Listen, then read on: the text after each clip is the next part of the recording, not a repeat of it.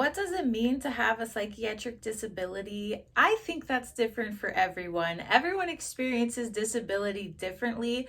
Even people who have the same disabilities have entirely different experiences with their symptoms or with accessibility to varying degrees. There's a lot of factors in why people have different experiences with disability and why that question might mean something different to everyone. For me, it has been a begrudging experience. I have firmly resisted being disabled ever since I was first deemed disabled by a doctor.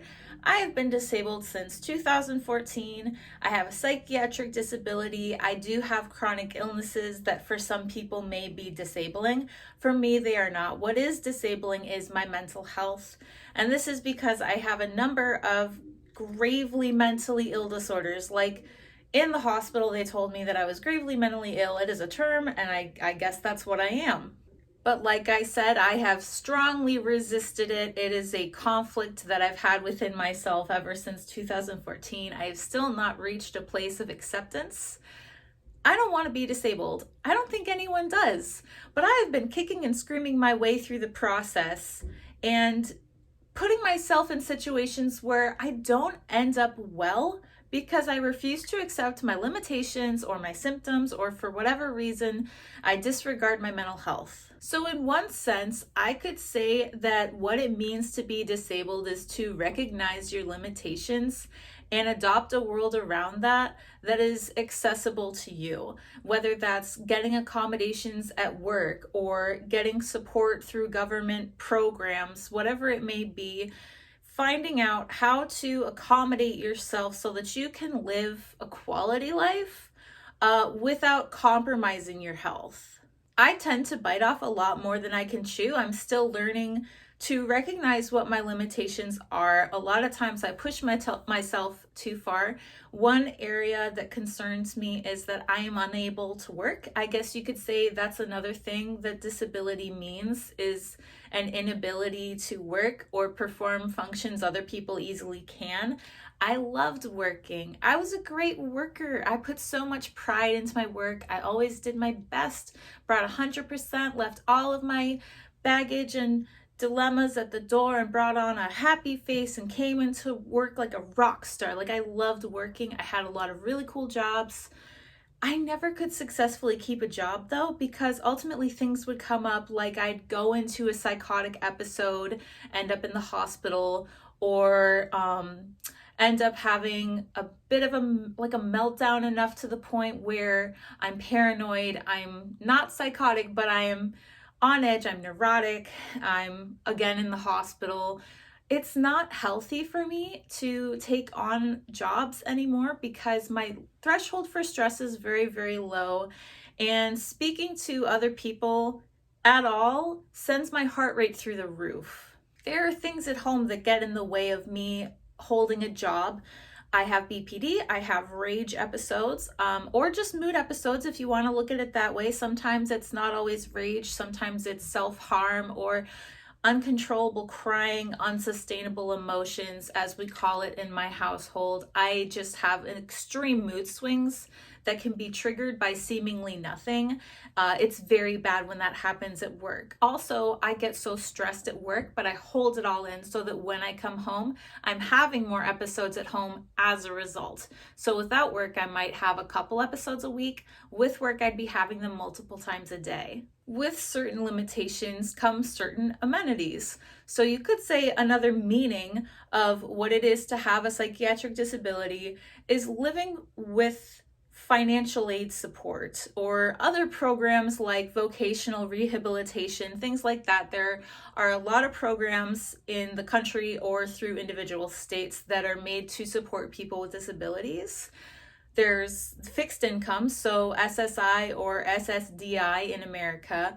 I'm on SSI. I didn't work enough to get on SSDI, so my income is less than $1,000 a month. It is less than the income of a part-time worker on minimum wage. So if you can imagine how hard it is to already survive on minimum wage with a full-time job, cut that in half and then cut that in half again, and that's what I live on. So a lot of times people think that people who have psychiatric disabilities, specifically psychiatric disabilities, are looking for attention.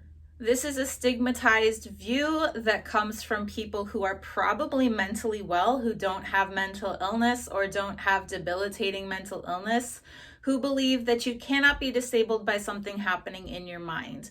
You cannot possibly have mental illness so bad that you can't work, or you need a service dog, or you have agoraphobia. This comes from people who don't have that shared lived experience, so they have no frame of reference. They don't see for themselves what it's like to live in the home of someone who's psychiatrically disabled, the ups and downs, the emotions. I keep track of all the days that I cry, and I have cried every other day this month.